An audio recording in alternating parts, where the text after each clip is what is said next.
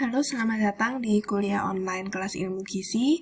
Ini adalah pertemuan yang terakhir sebelum UTS dan kalian akan mempelajari mengenai apa itu vitamin, jenis-jenis vitamin beserta fungsi di dalam tubuh, serta bahan-bahan makanan sumber vitamin tersebut, dan apa efek kelebihan atau kekurangan konsumsi vitamin tertentu.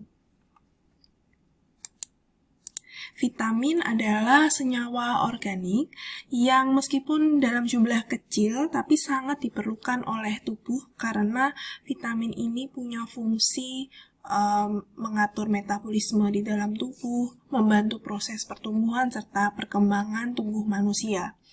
Vitamin dapat dibagi menjadi dua, yaitu vitamin larut lemak dan vitamin larut air. Sejarah vitamin ini relatif panjang penemuannya. Pada saat pertama kali ditemukan, tidak serta-merta kita langsung mengetahui bahwa senyawa ini sifatnya A. Bahannya dapat ditemukan di bahan pangan di daftar ini. Tapi asal mulanya adalah saat itu ditemukan suatu kelainan berupa sariawan, yaitu luka di dalam rongga mulut, terutama di gusi, serta kelainan yang disebut pellagra, yaitu kelainan pada kulit, jadi kulit yang keras, pecah-pecah, dan bahkan warnanya merah. Dan saat itu, ahli kesehatan menemukan ternyata kalau makan makanan tertentu, penyakit atau kelainan ini bisa berangsur-angsur sembuh. Dari situ mereka akhirnya memberikan nama vitamin. Vita artinya kehidupan, amin itu berarti ada senyawa amin di bahan makanan tersebut. Dalam perjalanannya ternyata ditemukan bahwa senyawa-senyawa yang masuk ke kelompok vitamin ini punya fungsi yang bermacam-macam dan ternyata bukan hanya terdiri dari senyawa amina saja, sehingga yang awalnya nama vitamin dengan huruf E di belakangnya diubah menjadi vitamin tanpa huruf E. Dan kita tentu sudah kenal macam-macam vitamin, diberi kode nama dengan huruf dan angka. Jadi itu kode tersebut berdasarkan penemuan, ada urutannya. Dan kalau kalian perhatikan juga untuk vitamin B kompleks, angkanya itu ada yang hilang. Misalnya vitamin B4, B8 itu tidak ada karena awalnya ditemukan dan dianggap sebagai vitamin, tapi setelah diteliti lebih lanjut ternyata sifat-sifatnya tidak sama seperti senyawa-senyawa lain yang masuk dalam kelompok vitamin, sehingga posisinya di dalam kelompok vitamin gugur, tidak jadi vitamin lagi. Untuk ciri-ciri vitamin, pertama, dibutuhkan oleh tubuh dalam jumlah yang sedikit, tapi harus ada, karena kalau tidak ada, maka metabolisme tubuh akan terganggu. Dan vitamin-vitamin ini sangat diperlukan oleh tubuh dari bahan-bahan makanan. Kalau bukan dari bahan makanan, bisa juga diproduksi oleh bakteri di dalam tubuh atau diproduksi dengan bantuan cahaya matahari. Dan sama seperti zat-zat gizi lainnya, vitamin ini tidak bisa ditemukan hanya dari satu bahan pangan saja, sehingga untuk memenuhi kebutuhan semua vitamin supaya metabolisme tubuh dapat berjalan dengan normal, kita harus makan beraneka ragam bahan pangan. Dan vitamin ini sama sekali tidak menyumbangkan nilai kalori sama sekali, tapi beberapa vitamin dapat membantu proses metabolisme energi yang memproduksi kalori di dalam tubuh manusia. Untuk bentuk vitamin ada yang disebut dengan prekursor. Prekursor ini adalah bentuk awal vitamin yang didapatkan dari makanan, kemudian diubah, tetapi masih belum dalam bentuk aktif yang dapat digunakan untuk menjalankan fungsi metabolisme tubuh manusia. Sehingga yang namanya prekursor ini akan diubah menjadi provitamin dulu, baru diubah lagi menjadi vitamin aktif. Dan bagaimana prosesnya kita akan lihat proses spesifik di beberapa jenis vitamin yang diperlukan oleh tubuh manusia. Tadi saya sebutkan ada dua macam vitamin, yaitu vitamin larut lemak dan larut air. Vitamin larut lemak contohnya adalah vitamin A, D, E, dan K. Vitamin ini dapat ditemukan terutama di bahan pangan yang mengandung lemak. Proses absorpsi dan pencernaan di dalam tubuh manusia sangat membutuhkan lemak, karena bagaimanapun dia larutnya di lemak sehingga bisa diangkut, tersebar di dalam tubuh, diserap oleh sel, itu kalau dia bergandengan dengan lemak. Dan karena sifatnya yang larut lemak, maka vitamin-vitamin ini dapat terakumulasi dan tersimpan di dalam tubuh manusia, sehingga tidak mustahil kalau kita makan terlalu banyak vitamin larut lemak, maka dapat terjadi penumpukan di dalam tubuh yang menyebabkan menyebabkan keracunan, atau artinya vitamin itu ada pada tingkat toksik di dalam tubuh manusia. Sedangkan untuk vitamin larut air seperti vitamin B kompleks dan C, karena sifatnya yang larut air, maka sangat jarang terjadi keracunan atau penumpukan berlebihan vitamin B dan C di dalam tubuh manusia. Karena begitu kita mengkonsumsi vitamin B dan C yang berlebihan, maka tubuh punya mekanisme untuk mengeluarkannya melalui urin. Jadi organ ginjal kita kan cukup bekerja keras kalau asupan vitamin B dan C kita ini terlalu banyak, supaya di dalam tubuh kesetimbangan dapat tercapai. Tubuh tidak bisa menyimpan vitamin larut air di organ-organ tubuh manusia. Dan untuk vitamin B kompleks ada 8 vitamin. Jadi ada B1 atau tiamin, B2 atau riboflavin, B3 atau niacin, B6 atau piridoksin, B9 atau asam folat, B12 atau kobalamin, B5 pantothenic acid atau asam pantotenat, dan B7 atau biotin. Untuk proses pencernaan, penyerapan, dan metabolisme vitamin sama dengan zat gizi yang lain, kejadiannya ada di usus halus. Jadi di usus halus kita, bagian dalamnya itu namanya lumen. Ada struktur tubular di dalamnya, dan di struktur tersebut ada sel-sel enterosit yang merupakan sel absorpsi.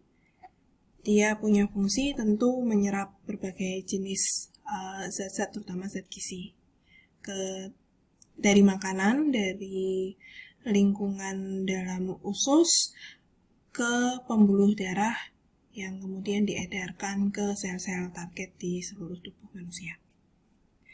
Oke, sebelum kita memulai penjelasan per masing-masing vitamin, saya ingatkan lagi ke kalian mengenai apa syarat suatu bahan pangan disebut sebagai makanan yang tinggi zat gizi, sumber zat gizi, atau rendah zat gizi tertentu.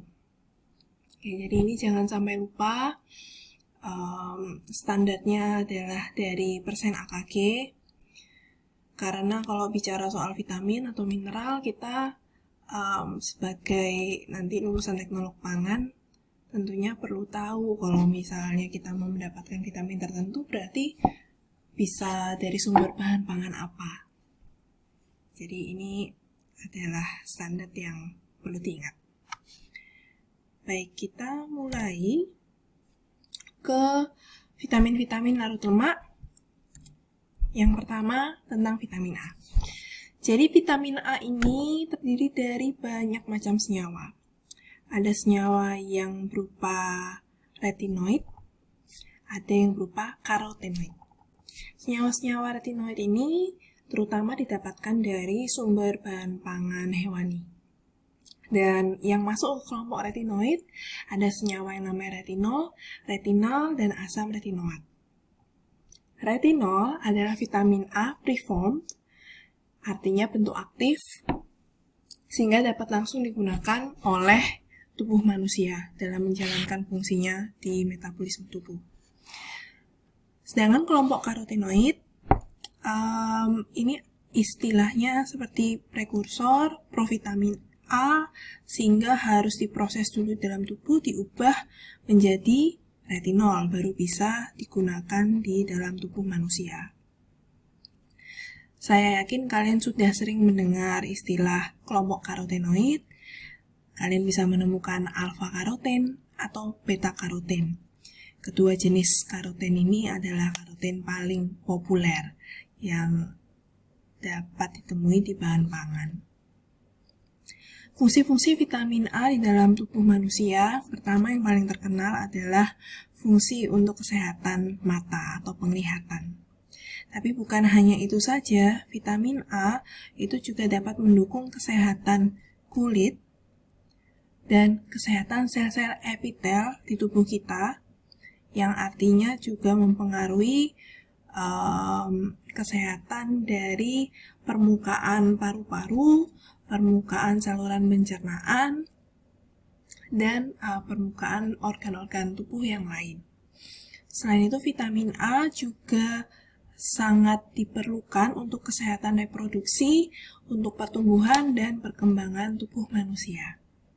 Vitamin A terutama yang dari kelompok karotenoid juga memiliki sifat sebagai antioksidan. Angka kecukupan gizi vitamin A untuk tiap-tiap usia dan jenis kelamin punya angkanya sendiri-sendiri. Saya dorong kalian untuk mencari informasi mengenai angka kecukupan gizi tahun 2019. Di sini saya hanya tampilkan untuk dua kelompok usia saja, dua kelompok masyarakat, ada di usia dewasa, laki-laki dan perempuan. Untuk laki-laki, AKG vitamin A adalah 650 RE, sedangkan untuk perempuan 600 RE. Bagaimana dengan kondisi seperti kehamilan atau menyusui? Jumlah ini akan bertambah, jadi untuk ibu hamil maka kebutuhannya bertambah sebanyak 300 RE. Jadi untuk ibu hamil kebutuhan vitamin A-nya adalah 900 RE. Sedangkan untuk ibu menyusui kebutuhan vitamin A-nya bertambah 350 RE. Artinya kebutuhannya adalah 950 RE. RE ini adalah satuan kebutuhan vitamin A, kepanjangannya retinol activity equivalent, dan 1 RE itu setara dengan 1 mikrogram retinol atau 12 mikrogram beta karoten atau 24 mikrogram prekursor vitamin A lainnya dari kelompok karotenoid. Untuk sumber-sumber pangan yang kaya vitamin A bisa didapatkan dari sumber hewani dan nabati. Kalau dari sumber hewani tentunya vitamin A-nya sudah berupa retinoid. Contoh-contoh bahannya adalah liver atau hati, bisa hati sapi atau ayam, atau hati hewan pangan ternak lainnya. Telur juga, susu, mentega, dan keju. Sedangkan kalau dari bahan atau sumber nabati, vitamin A yang bisa didapatkan adalah dari kelompok karotenoid. Dan bahan-bahan pangan yang mengandung karotenoid ini contohnya seperti buah atau sayur yang warnanya oranye atau kuning. Tetapi yang berwarna hijau pun juga bisa menjadi sumber vitamin A atau sumber karotenoid, seperti contohnya bayam dan brokoli. Warnanya hijau itu karena pigmen karotenoid ini tertutupi oleh pigmen klorofil. Ini adalah tabel yang menunjukkan contoh-contoh bahan pangan sumber yang mengandung vitamin A beserta kandungan vitamin A-nya. Jadi kalian bisa lihat misalnya liver. Liver ini mengandung vitamin A yang artinya retinol sebanyak 4.656 RE. 1 RE untuk retinol itu sama dengan 1 mikrogram. Sedangkan beta karotennya juga ada sebanyak 124 mikrogram.